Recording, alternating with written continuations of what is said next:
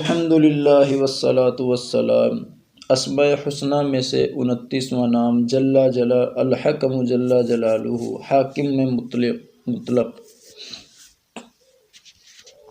Number 1، جو کوئی اخیر شب میں 99 مرتبہ باوضو یہ اسم پڑھے گا، اللہ تعالیٰ اس کے دل کو انشاءاللہ محل اسرار و انوار بنا دے گا۔